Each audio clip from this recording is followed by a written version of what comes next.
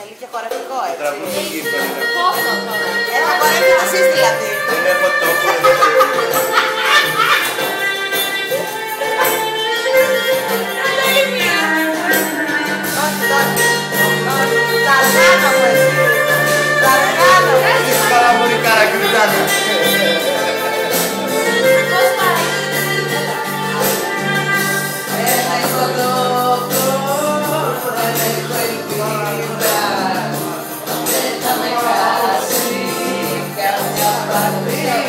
Κοντά το μικρόφωνο. Και με τα χέρια μου με σταγόνι. Κάνε παιδί μου το τέτοιο. Εδώ θα σε βγάλουμε, θα σε βγάλουμε στο YouTube δηλαδή. Υποσιώσει.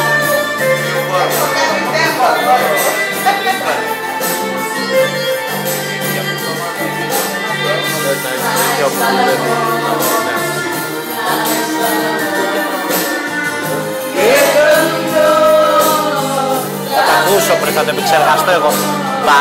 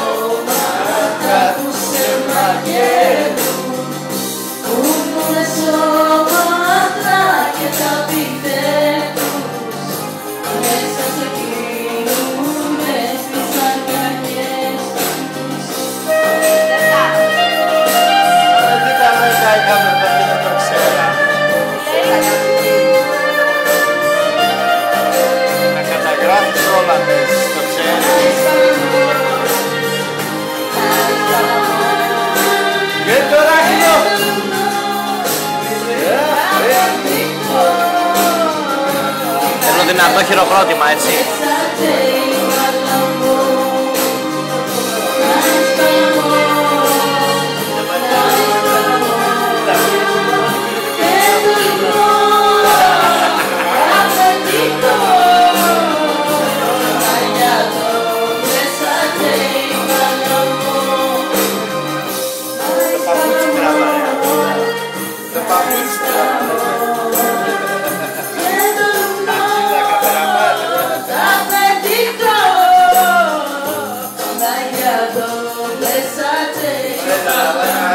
Άντε να σου.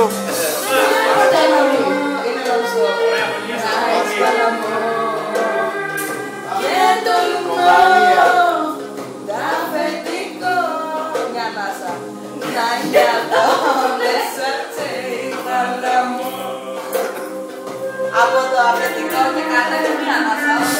Μπράβο.